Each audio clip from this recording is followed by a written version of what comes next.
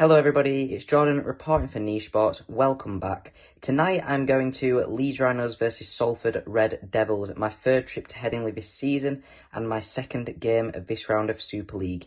This is set to be an absolutely brilliant game. Me, Dan and Lewis all said on Tuesday night or Wednesday, you will have seen our preview this week, that we thought would be the game of the round, and everything suggests that it will be. Obviously we had a brilliant game last night at the MKM, a shock win, but this could be even better. Salford and Leeds are both a little bit of a mixed bag this year, but Leeds in particular are very up and down.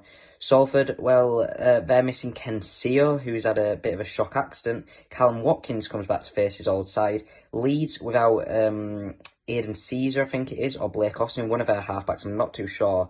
We'd expect Kevin Sinfield's son to step in this evening. So it's all set to be absolutely brilliant. I'll talk you through team news when it comes out in a few minutes. There are a few changes to the Leeds squad then. Jack Sinfield and James Bentley come into the starting lineup, while Sam Walters is on the bench with Morgan Gannon.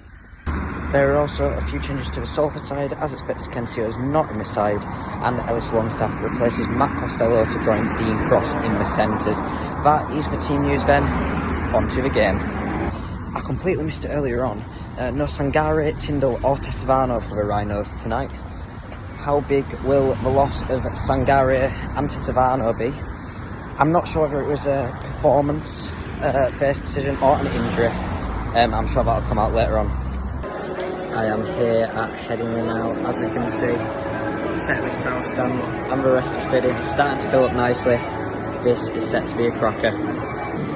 Salford have their flags out, and to be fair, it's a very good away following with still about 15 minutes to kick off. This is brilliant, a brilliant away following from Salford.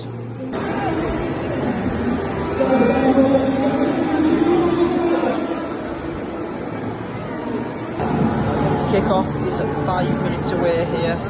What a brilliant away following from Salford, and as usual, a brilliant following from Leeds.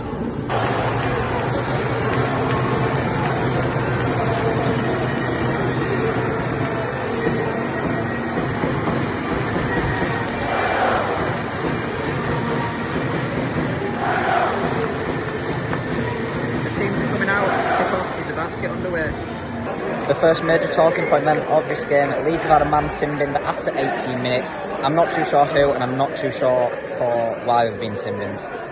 Just after the Leeds sin-binning, Salford get the first try of the game. Some lovely passing play, they get the ball out wide, and Rhys Williams scores in the corner. Mark Sneed then converts from a touchline. It's 6-0 to Salford after about 20 minutes here. Confirmation then that Blake Austin was the one that got sin-binned for Leeds. Salford are in again here. This time it's Sam Stone who forces his way over from close range. Mark Sneed converts again, and it's 12-0 to Salford. We've got about 15 minutes left to go in this half. Some absolute quality here at the end of this half as Leeds Rhinos do get over. A try from Rhys Martin, a break originally started by Harry Newman. Lots of good passing play and offloads. Sends Richie Marler over. Rhys Martin does convert, and it's 12-6, and that will be the last action of the first half. That is half time here. It is 12-6 to Salford Red Devils. What a great and entertaining first tries. Well, they came through Sam Stone and Rhys Williams, both during the period in which Blake Austin was in the pin. Richie Marler scoring a try late in that half. It was a brilliant try, absolutely beautiful team play, and the Leeds are probably looking like the better side right now. Since Salford went in after that second try, it has been quite a close and entertaining game, but Leeds have had a lot of chances, and they've bombed a few chances as well, notably one where Harry Newman threw it out when his wing was free and would have scored. So it's a very close, very entertaining game here. The second half could go either way. It's very much in the balance. Half time, Salford Red Devils at 12, Leeds Rhinos 6. I honestly don't think I could get much more of a perfect view here. It's either full pitch, under the lights, and we've got a like blood orange moon thing over there too. This is quite nice.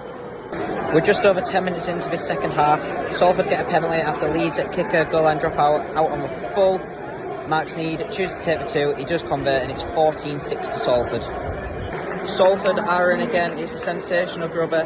Goes past the Leeds defensive line. Ellis Longstaff gets on the end of it and scores. Mark Sneed converts, and it's 20 points to 6 to the Salford Red Devils.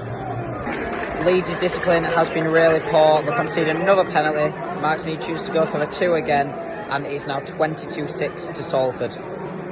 Leeds go for high kick. It's tapped back to James Bentley, who scores a try. Leeds pull one back. Reece Martin converts, and it's now 22-12 with about 13 minutes to go in this game.